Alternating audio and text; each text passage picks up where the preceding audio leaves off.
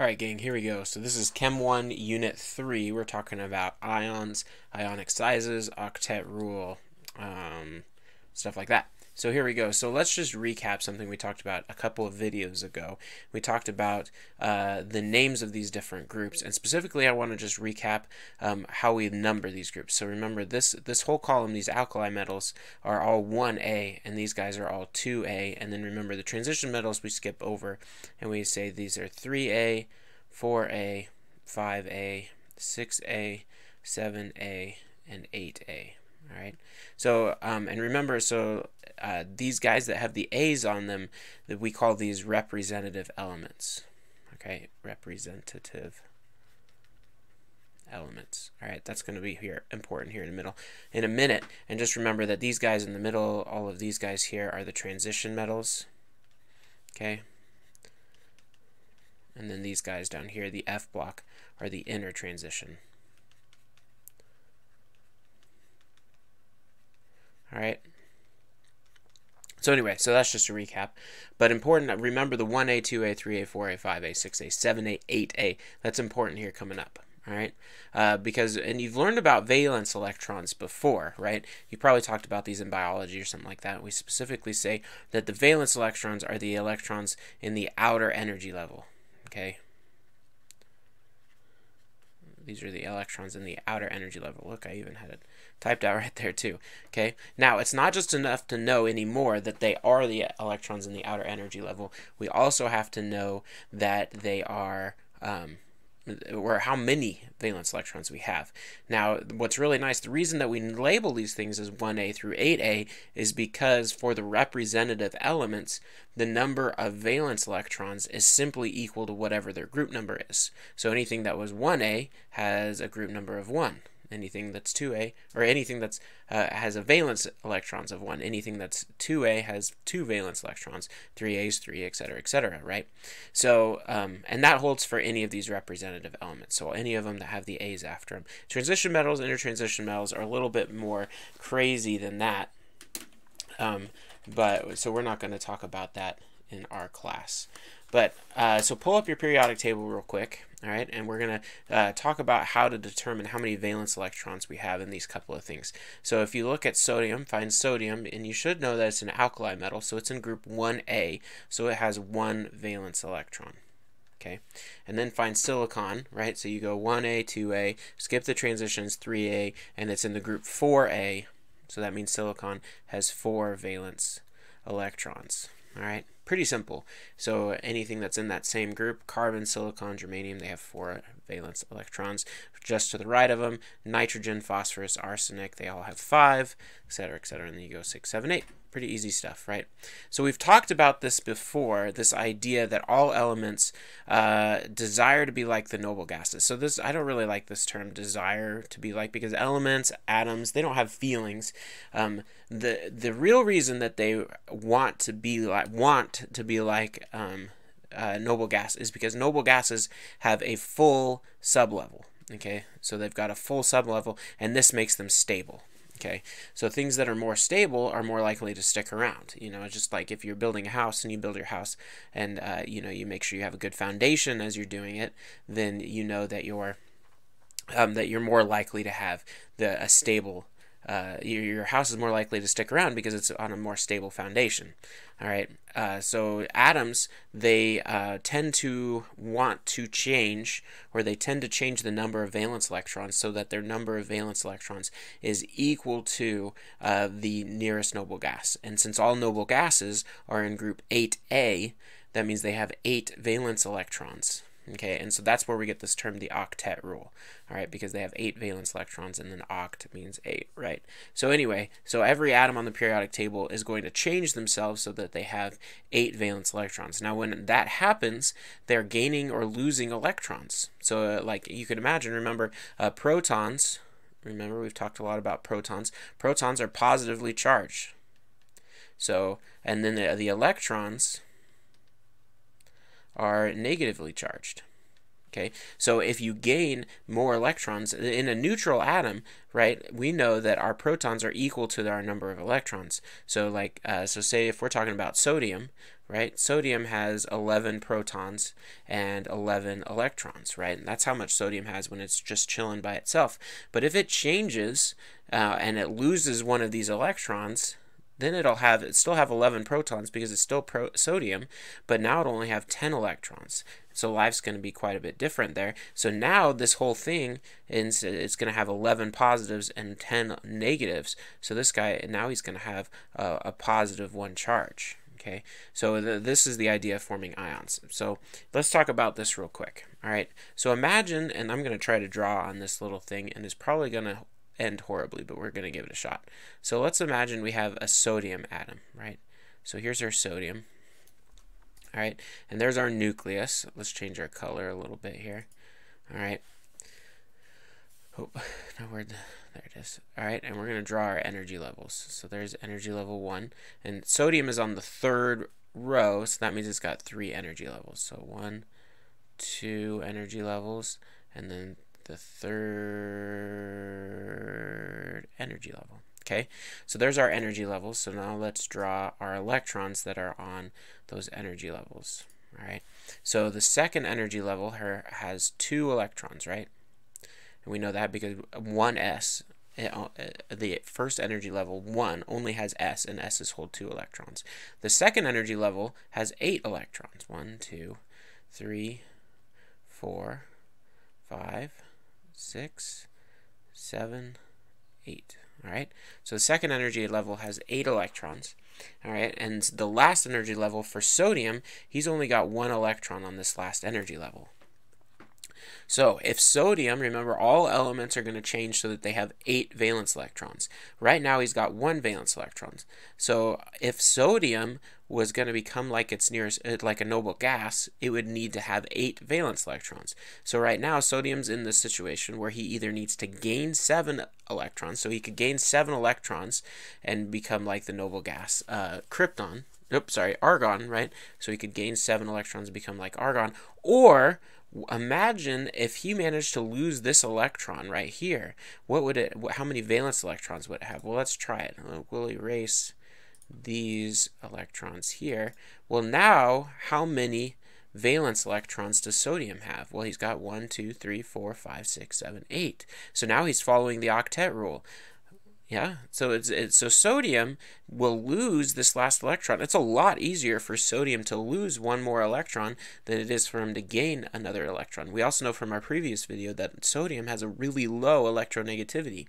It doesn't have a lot of extra energy to spend to gain electrons, much less 7 more. It's a lot easier for him to lose that last electron.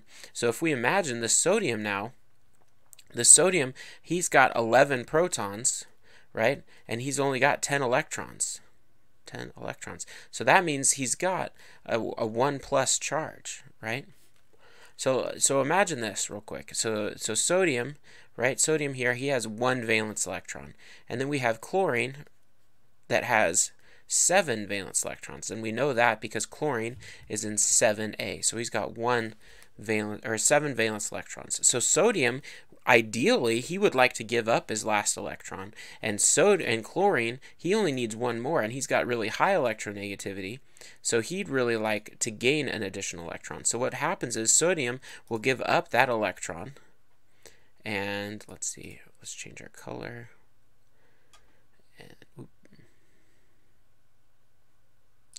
and chlorine will gain this extra electron. Now when that happens, they become ions. They have a different charge. So we already talked about how sodium will gain this 1 plus ion. Now we never write 1, so we'll just write a plus there. Okay, and then for chlorine, well, now let's think about chlorine situation. Chlorine has 17 protons, right?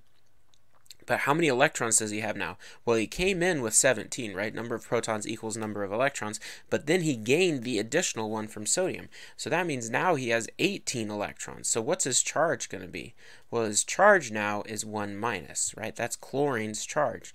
And once again, we never write this 1, so we're just going to write that value there. One thing to take note of is when we write these charges, notice how I always write the number and then the charge. If you write, so it's never +1 or -1, it's 1 plus or 1 minus. All right, that's an important distinction. Okay, so ions, this is how we define an ion, is a charged atom or group of atoms. Okay, but when we say charged, we mean are they positive or negative? All right, charged means positive or negative. So this happens when they gain or lose electrons. Okay, so if they gain additional electrons, then they'll become negative. If they lose electrons, they'll become positive. Okay, generally metals tend to lose electrons. Metals lose electrons and they form positive ions because they've lost those extra negative charges, so they became positive. These guys are called cations. Okay, cations. So the way you remember that is that cations, if you pet a cat, you feel positive. Okay, so if you pet a cat, unless you're allergic like me, and then it doesn't make you feel so good. But anyway, so most people, when they pet a cat, it makes them feel positive. All right, so that's how we remember cations. So cations are positive.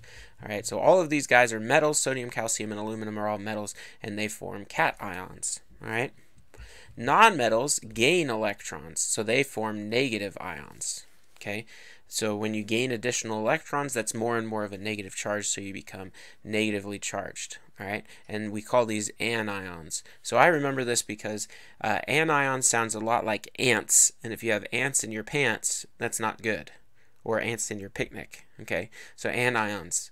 All right, it's not as much as a clear analogy as the cations, but whatever. Nonmetal are lose electron or gain electrons, form negative ions, and they are anions. So all of these guys, phosphorus, oxygen, and chlorine, are all non-metals, so they'll gain additional electrons. All right, these usually form in order to form bonds. Specifically, they form ionic bonds, and we'll talk about those in the next unit. All right, so here's a periodic table. Remember that remember we had this stair-step line that kind of does this number, okay, to separate our metals. So these guys are all metals, and then these guys are non-metals. All right. So here's how we're going to label up here how many what the charge is on all these rows. So this is kind of your cheat sheet while you're working on your practice problems. So anything that's an alkali metal, they have 1 valence electron, so they're going to lose that electron and become 1 plus. So these guys are going to get 1 plus charge. The alkaline earth metals, well, they have 2 valence electrons because they're in 2A, so they're going to become 2 plus. Transition metals can be various charges, so we're just going to skip those. All right, and then we're going to go over here. Remember, so this row here with aluminum, aluminum here is a metal, so he loses this additional electron, become 3 plus charge. All right. Now let's stop there and we'll go from the other side. So remember, these guys are the noble gases. They're never going to gain or lose electrons, so we're going to say they're 0 charge. Okay, they're almost always neutral. If you manage to get a noble gas to be an ion, you've spent an enormous amount of energy to do practically nothing. All right, because as soon as you take away whatever situation you put them in to make them ionized, they're going to revert back to being neutral. Anyway, so then the halogens, remember these guys here, this is in group 7A, so they have 7 valence electrons, so that means they only need to gain 1 electron. So if they gain an additional electron, they're going to become negatively charged, so a 1 minus there. These next guys are called the chalcogens. Anyway, so this is oxygen and all that jazz, oxygen, sulfur, selenium. Okay, if they have 6 valence electrons, so that means they're going to gain 2 more. All right, electrons, and so we say they are 2 minus because they're going to gain 2 additional electrons and become have a charge of 2 minus. And then the next row over, I bet you see the pattern. They are 3 minus, and then this one in the middle, the ones down here, the metals tend to lose 4 electrons, become positive, but up here, silicon and carbon, we'll just go ahead and say these guys are 4 minus. These guys don't really do that as much as the other ones do, form ionic compounds, but it's still possible in some cases. All right, so make sure you memorize those. So essentially, all you have to do for the metals is you just remember what group they're in, and they just match. 1A has a charge of 1 plus, 2A is 2 plus, 3A is 3 plus, but then it goes 4, 3, 2, 1, and minus left to right. All right. So you also need to be aware of these ionic size trends. All right. Whenever a cation is formed, they're always smaller. Now, remember when we talked about, we had sodium a couple slides ago, right here. Remember, sodium had this additional energy level when it was by itself. Remember that? And then we erased it. So because we erased it, sodium lost this energy level, and its radius went down, so it got smaller. So that makes total sense, right? It lost an energy level, so it had to have gotten smaller.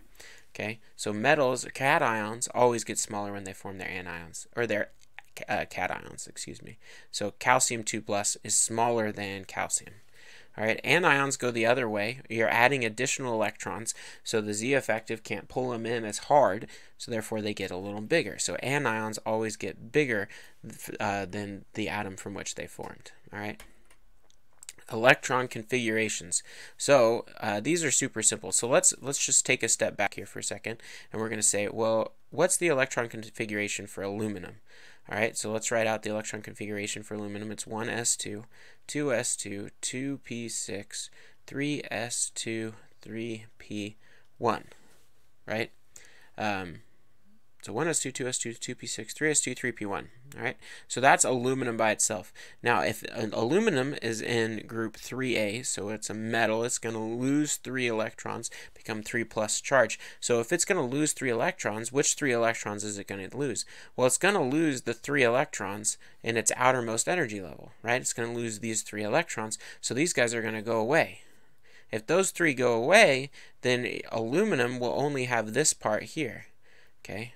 But if it loses those 3, that means he's going to have a charge of 3+. So the electron configuration for aluminum, 3+ is simply this. Okay. All right. Another interesting thing is if we were going to write aluminum in noble gas notation, so let's do that real quick. So aluminum noble gas, well, you look at the noble gas above it, so that would be bracket neon, and then we go 3s2, 3p1. Right? Again, it's going to lose those 3 outermost electrons.